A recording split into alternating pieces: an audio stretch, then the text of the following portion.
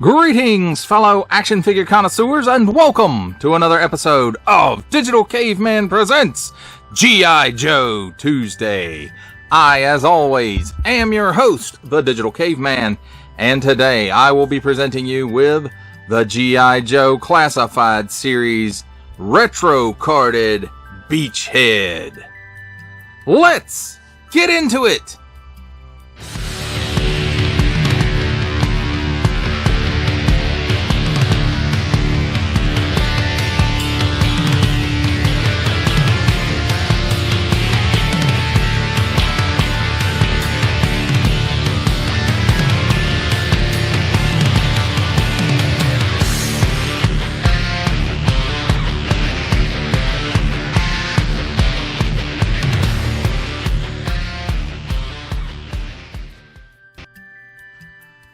Let's begin with a look at the packaging, and let's bring it in close. Warning! Don't stick things in your pie hole that do not belong there. G.I. Joe 4 and Up assortment number Beachhead. Nice retro style artwork there. The retro Hasbro logo. Nice big blister here on the card showcasing the figure and his accessories. Nice thick card, especially compared to the originals. Not a Real American Hero, but the original classified retro cards. G.I. Joe, Beachhead, and then here's all his information. If you want to pause it right here and read through that kind of stuff, you can do that right now. And then here we have the cross sale, the Retro Eel, Retro Beachhead, and Retro Snow Serpent. Recycled print, parentsgijoe.com. A symbol I'm not going to learn. Small print, fine print, legalese print, made in China print. Other symbols I'm not going to learn. A barcode. Attention, especially don't stick things in your French pie hole. Warning, attention, Octoon. Don't stick things in any other language pie hole that do not belong there. Don't give it to babies. And that, my friends, completes our look at the packaging. Well, let's take a look at the figure and his accessories. And first up, we have the stand that so far has come with all the retro carded figures. It's got 2 posts on it, G.I. Joe star, hollow on the bottom. It does have, looks like a little plaque area for a name to go. And they really remind me of those 25th anniversary stands and maybe the Pursuit of Cobra, but I think the Pursuit of Cobra ones look more like a dog tag. Next up, we have Handy Dandy Tweezers and his primary firearm. As you can see, it's all in this one colored plastic. It looks green to me. If it's not green, hey, I'm colorblind. Don't make fun of handicapped people. But it does have nice molded details in it. This is a firearm we have seen before, at least with Firefly, I think. Could be Stalker, could come with Stalker as well, but I don't think so. I think this was Fireflies. Stalkers had the, I don't know, something, the stock was different on Stalkers, I think. So it was probably a completely different gun. But this one does have a suppressor on it, and it is removable. You can see it's got a nice long barrel there. What is that?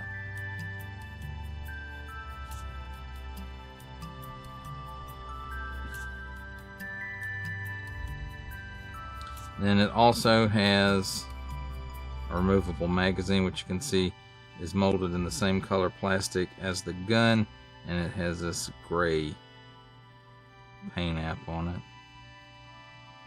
So at least it breaks all that solid color up just a little bit. Next up, he comes with 2 grenades. They look kind of like smoke grenades to me. At least they're not pineapple grenades. So, and I'm not saying at least they're not. I'm saying I know they're not pineapple grenades. So they could be some kind of explosive grenades. Those came with retro Snake Eyes, Commando Snake Eyes. And again, there's 2 of those. Here's a satchel of explosive charges, it looks like. Same satchel that came with retro Commando Snake Eyes. Nice textured details on the strap there. Buckle here, some wrinkles in the pouch. So, that's a pretty cool piece. Next up here is a knife.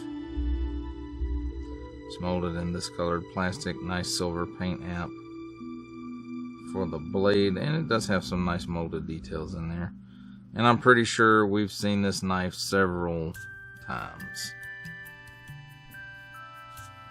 Here is his boot knife, molded in this black plastic. Nice silver paint app on the blade, nice details, and again, we've seen this knife a lot through Classified. So then next up we have his secondary firearm. Again, we've seen this several times throughout the line. I think the last figure I can remember seeing with this pistol was General Hawk with the extended clip. I keep bumping the camera, sorry. And there's some nice molded details, and it's all molded in black plastic.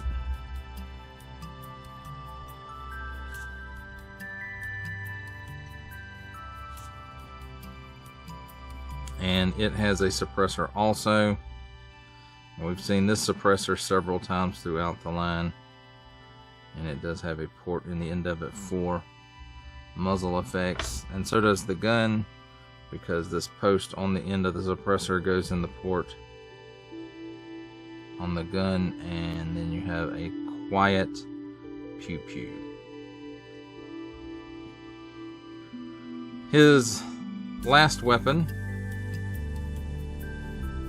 is this small pistol-like crossbow that came with the Cobra Island beachhead. It's the first time I remember seeing this.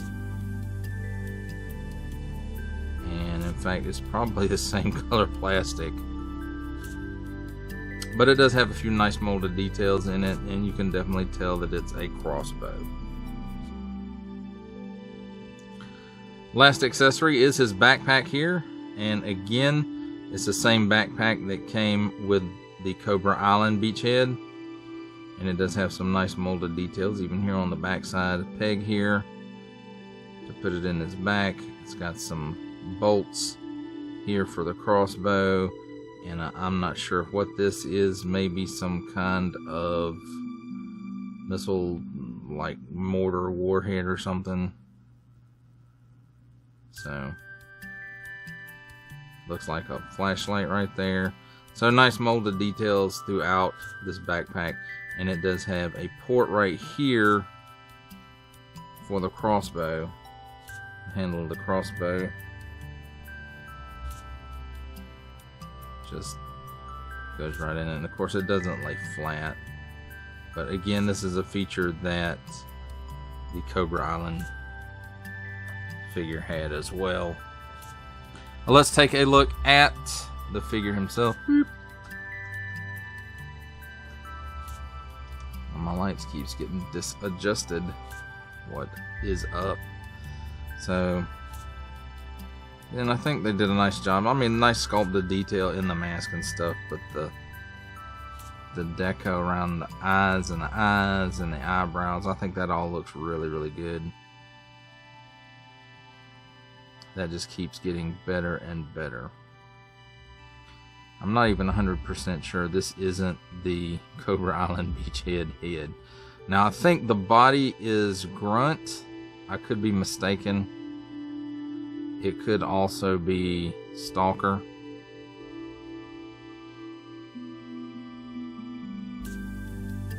Or it could be both. And you can see he's got some slight camo paint there on the back of his pants, at least on the buttocks, and that seems to be the only place it is. So maybe it's not camo, maybe he sat down in some mud. I'm not sure.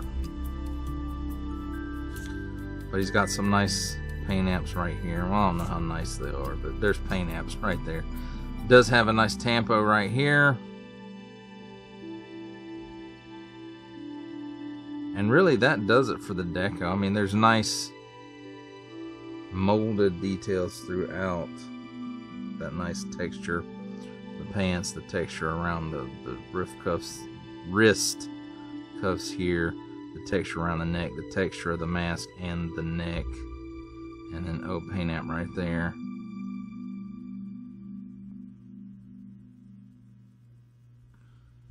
And that one little piece of camo is weird looking. Might be some of it on the front of the crotch piece here. So he sat in the mud real good. Well, let's take a look at his articulation. He's on that standard classified system here for the head and neck. The ball at the bottom of the neck and a dumbbell at the top. And the neck is a separate piece, so he can look up that high. He can look down that low. He's got some chicken neck. He's got some waggle, mostly in the neck it looks like. He can do... Uh-oh, it's not a dumbbell. It's a ball and hinge. Well, so I stand corrected on that. So he may look up further. So he does look up further. He doesn't look down any further, though. So, wow. Learn something new every day, my friends. Butterfly in the shoulder goes back that far, forward that far. 360 degrees of rotation, and he can raise his arm up approximately 90 degrees. Cut here at the upper bicep for another 360 degree rotation. Double hinged, pinless elbow, and it gives you that much bend. 360 degrees of rotation at the wrist on, in and out hinge, and on this side is up and down hinge, although there's not a lot of movement to it. Now he does have the standard ab hinge in here, coupled with a ball joint or half dumbbell at the waist, and that allows him to lean back that far. He can lean forward this far. The vest does get in the way a little bit, so he's got some hula. He can lean left and right, and he can also rotate 360 degrees at that waist cut. Pull down joints in the hips, and he can give you that much of the splits. The belt overlay on this side, the holster and stuff, straps, does hinder the range of movement there. So, not so much on this side, but this side it does. He can kick forward that far. So, we'll say that's about 90 degrees. And then back about a full step. Cut at the upper thigh for a full 360 degrees of rotation. Double hinged pinless knee gives you that much bend, so that's really good. And at the mid shin there's a boot cut for another 360 degrees of rotation. At the ankle, tilts down that far, tilts up that far, and forward facing pin for rocker. Now, as far as accessory storage goes, put the satchel on him like so. His backpack, of course, he has a peg hole in his back and the peg on the backpack. And just press that in pretty good. And you'll have to adjust this lots of times. The knife, this knife, goes in this upper holster. I probably should have put on before I put that satchel on. That's me, always doing it backwards. Then this knife with the black handle goes in the sheath at his boots. Now, as far as his sidearm goes, you pull it apart, and the pistol goes in the holster. And then the suppressor goes in this rectangular loop in front of that. And we've seen this before. I don't know exactly which all figures have it. There's that. These grenades, there's no real actual place for them, so what I've been doing, same thing I do with Commando Retro Commando Snake Eyes, is just put them on the satchel strap, and they seem to stay there pretty good. I wouldn't say it's the most secure place to keep them, but it works. So then his stand, again, it's got the 2 peg holes, or the 2 pegs, and then each foot has a peg hole in it. Line those up and give it a good press. And then as far as his primary firearm, he just holds that in his hand.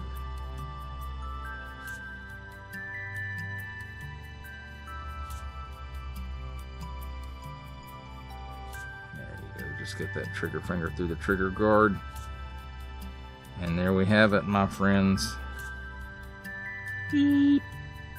So look at the figure and his accessories. It's time for my favorite part of a review, comparisons. And here we have the G.I. Joe Classified Series Retro Carded Beachhead with the Target exclusive G.I. Joe Classified Series Cobra Island Beachhead and the G.I. Joe Classified Series Sergeant Slaughter.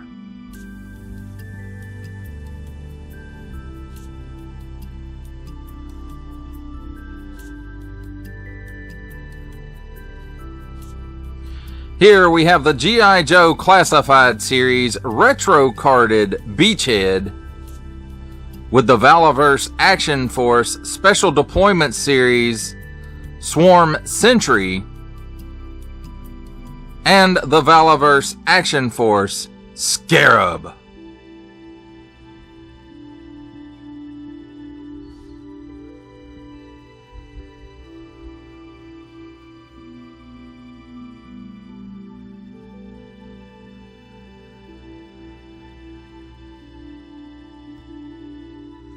For our final set of comparisons, here we have the G.I. Joe Classified Series Retro Carded Beachhead with, from the Marvel Legends series, making his cameo appearance, Stan the Man Lee. Our final Classified Series comparison, the Hasbro Pulse exclusive Regal variant Cobra Commander. From Star Wars The Black Series, the Archive Edition 501st Legion Clone Trooper. And for a 7-inch scale comparison, from the Masters of the Universe Masterverse line, the 40th Anniversary He-Man.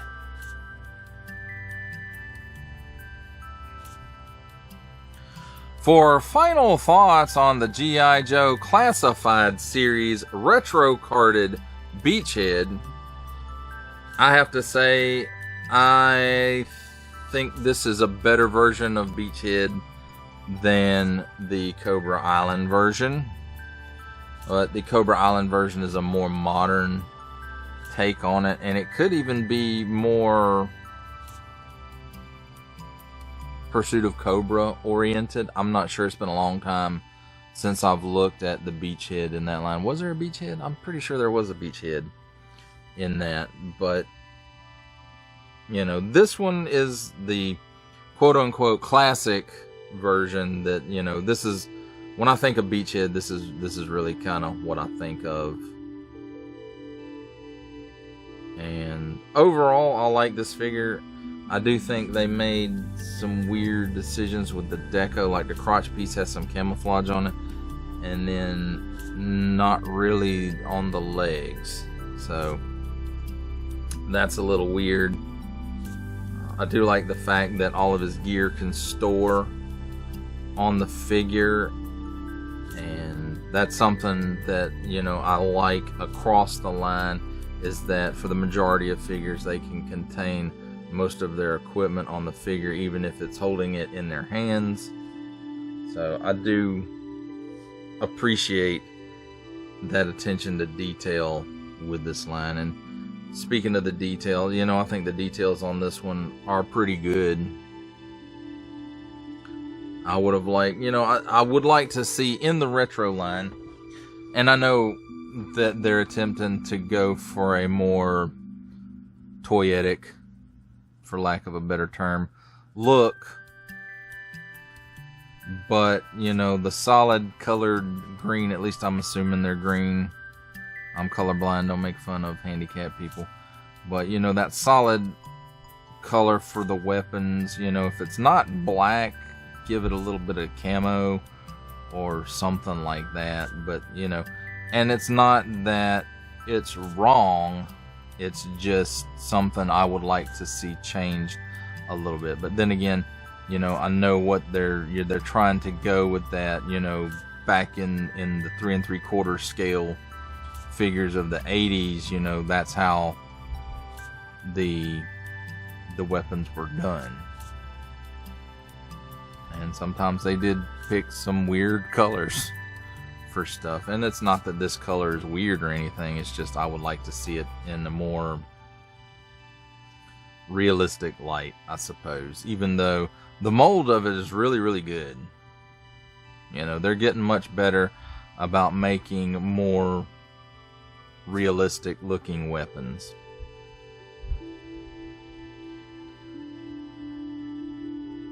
Well, that does it for the review. I hope you enjoyed it. I enjoyed making it. Only support from viewers like you make this programming possible.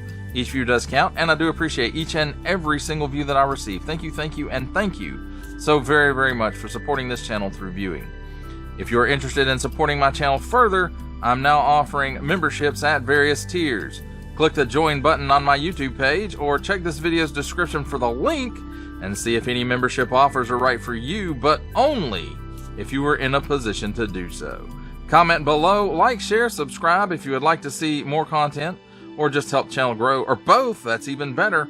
And don't forget to ding that bell so that in the future you will be notified as my new content becomes available. That's a wrap, folks. I'll see you next time.